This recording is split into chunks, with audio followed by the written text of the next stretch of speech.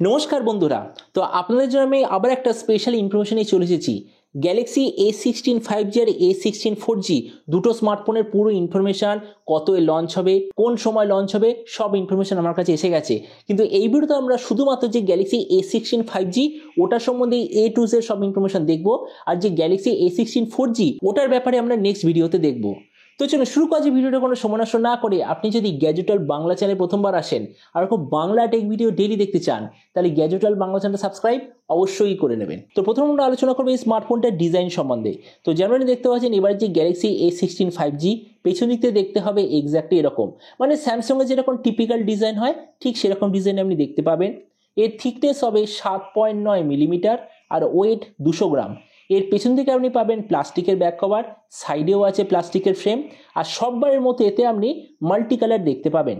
ডিসপ্লের দিক থেকে এতে আছে 6.7 inch full HD plus 90 hertz super AMOLED display. তার সঙ্গে কত হার্জের টাচ সামনি রেট আছে কোনো প্রপার ইনফরমেশন নেই।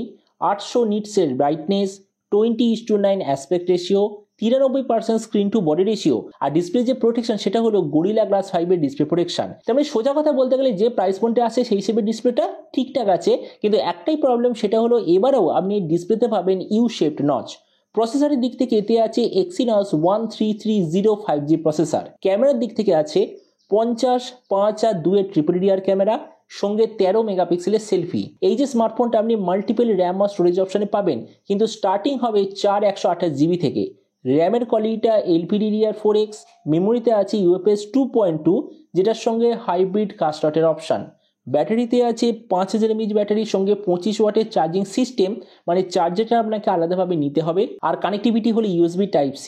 তো এবার এই স্মার্টফোনের বাকি কিছু ফিচার বলতে গেলে এতে আপনি পাবেন Android 14 out of the box, 3.5mm jack, dual speaker, side mounted fingerprint sensor, আর IP54 এর ওয়াটার অ্যান্ড ডাস্ট প্রোটেকশন। আর এর ওএস আপডেট সাইকেলের দিক থেকে বলতে গেলে এতে আপনি পাবেন 4 বছরের মেজর ওএস আপডেট আর 6 বছরের সিকিউরিটি আপডেট। তো এবার সবচেয়ে মেন জিনিস, ফোনটা কি দামে লঞ্চ হবে। দেখুন, লাস্টবারের যে গ্যালাক্সি A15 5G লঞ্চ হয়েছিল কত, ওই 17,000 টাকার আশেপাশে।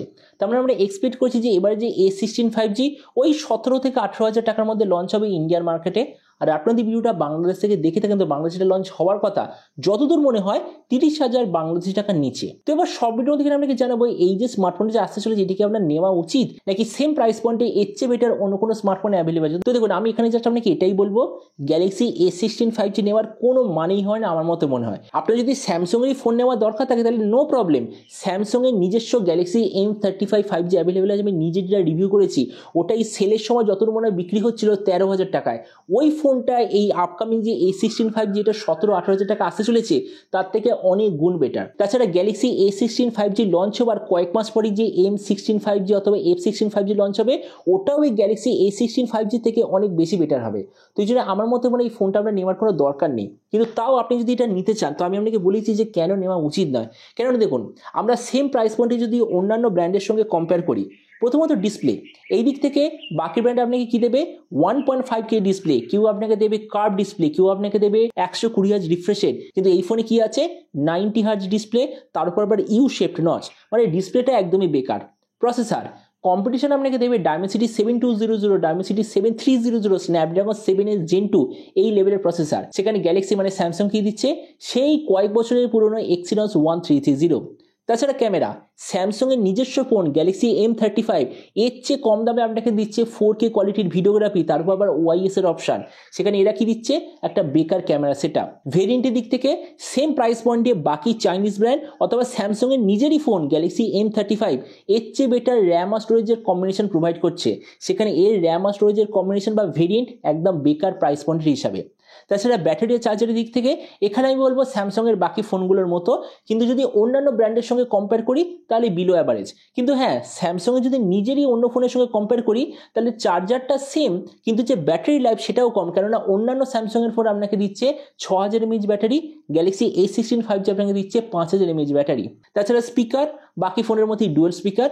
কিন্তু হ্যাঁ, এই ফোনের একটাই সবচেয়ে বড় সেলিং পয়েন্ট, যেটা এর ওএস আপডেট সাইকেল।